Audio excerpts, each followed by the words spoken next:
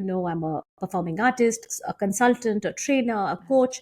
And for me, any podcast that I've produced is a means to showcase my range and my knowledge and my experience, or my approach to storytelling for that matter.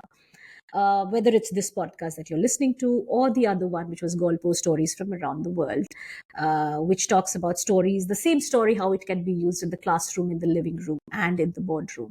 So for me, it's a very strategic move. Yes. And but to new storytellers who don't see it as a value add to the kind of services or the kind of skill sets that they have or the kind of work that they already do, I have tried my best to sort of position podcasting as a modern storytelling tool and a platform.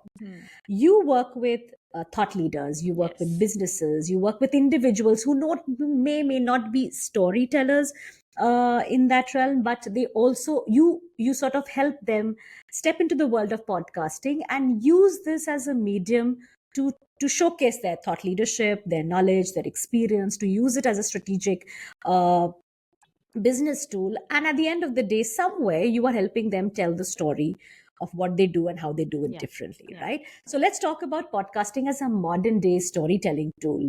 What's your experience of having worked with different clients, and how do you sort of pitch it to them? What is the potential for using podcast and telling a story on it?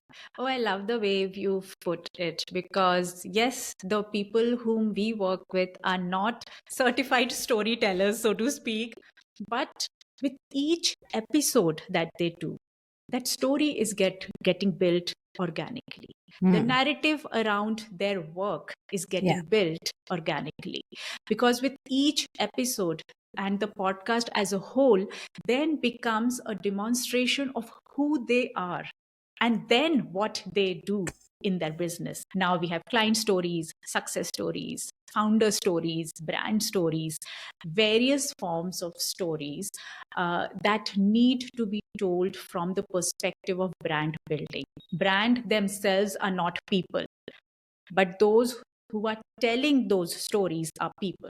Those who are listening it are people. So there is a human to human connect. And like in sales, we say people buy from people.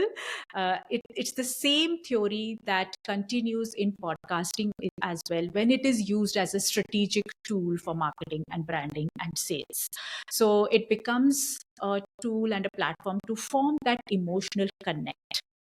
And the third thing, which is very powerful about strategic podcasting, is that it isn't limited to the four walls of the room.